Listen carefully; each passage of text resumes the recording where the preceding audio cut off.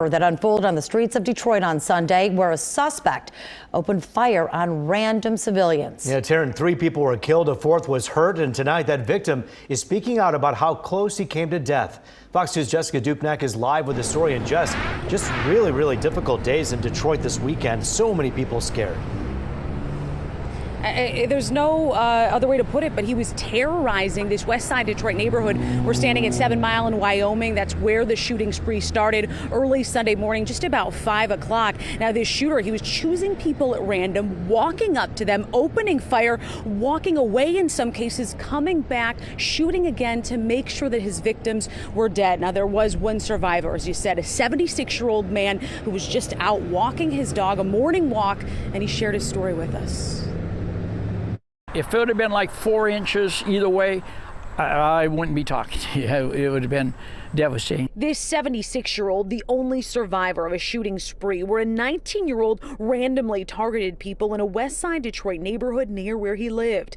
John Palek was walking his dog Kingston when the shooter approached. I start moving faster, and all of a sudden 2 shots came out, and they hit Kingston. He dropped to the ground. The dog survived. Then John, a former military police officer, was shot in the groin. Neighbors immediately rushed out after a dozen shots were fired. I know that diverted his attention, and I honestly feel that they saved my life. The suspect ran off. One of the neighbors rushed a belt to John to use as a tourniquet. The people on Pennington, if anybody deserves a Medal of Honor, they need it. They all came out.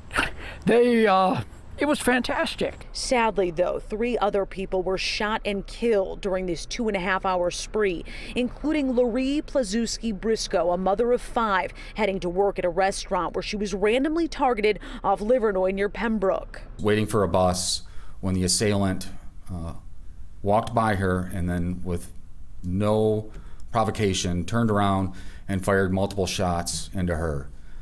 He then stepped away and then came back and fired more rounds. And 28-year-old Shane Lee, who was shot and killed first at 4:45 Sunday morning near 7 Mile in Wyoming. No one called 911.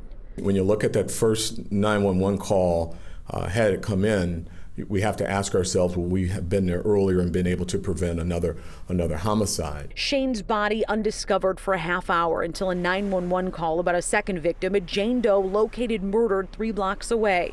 Detroit police used ballistic analysis on all the shell casings at the 4 scenes to connect them, then put out this photo of the shooter from Greenlight gas station surveillance video. It generated tips, including one from the shooter's family. We don't see any criminal history at this time, and we have some indication that there is mental illness. By 5:30 Sunday night, the same day, officers tracked him to the family's house off Pembroke, ordering everyone out. Then DPD took the shooter into custody without resistance. I just want to say yesterday was the Detroit Police Department at its finest.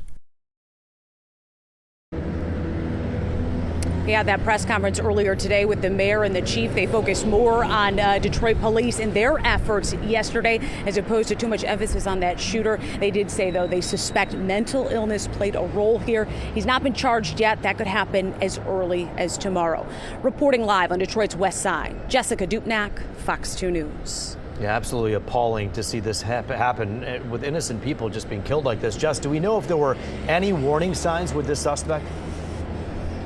That was my question to the chief at the press conference earlier today. Oftentimes with these random shootings, there's breadcrumbs, if you will, on social media leading up to the shooting. The chief said that is part of their investigation, but didn't reveal much more, at least today.